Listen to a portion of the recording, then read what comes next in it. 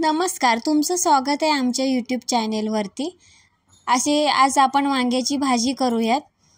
मी असे वांग्याचे काप करून घेतलेले आहेत, ते छान पद्धतीने असे धुवून घेतलेले आहेत। इथे मी प्लेटमध्ये शेंगदाण्याचा कूट घेतलाय।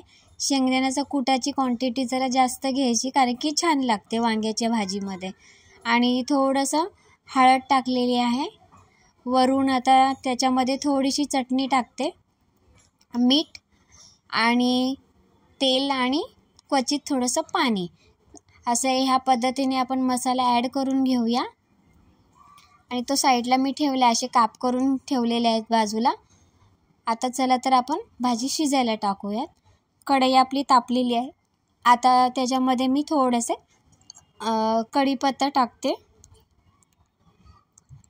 ह्या पद्धतीने, आणि थोडंसं कूट टाकलेलं आहे मसाला केलेला।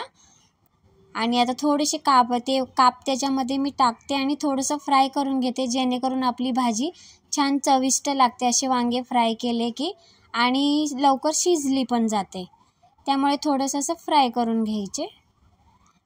आणि त्यामध्ये आता आपण मगाशी जो आपण मसाला तयार केला शेंगदाण्याचा कूट घालून, तो आता टाकून घेऊयात। अशा पद्धतीने छान पद्धतीने हलवून घेऊया आणि थोडंसं त्याच्यामध्ये पाणी टाकूया। आता ते आम्हाला थोडंसं सुकीच भाजी लागते, ते तुम्हाला जसं आवडतं तसं तुम्ही पाणी तुमच्या पद्धतीने ॲड करू शकता। बघा किती छान पद्धतीने कलर आलेला आहे। तर वरती मी झाकण ठेवते आणि एकीकडे आता आमच्या मक्याच्या भाकरी चालू आहेत। मक्याची भाकरी तुम्ही पण टेस्ट करून बनवून खाऊन सांगा। आमच्या इकडे मक्याची भाकरी चिकनसोबत खातात। तुम्ही ट्राय करा आणि कमेंटमध्ये नक्की मला कळवा। चला तर आपण भाजी शिजली का बघूया।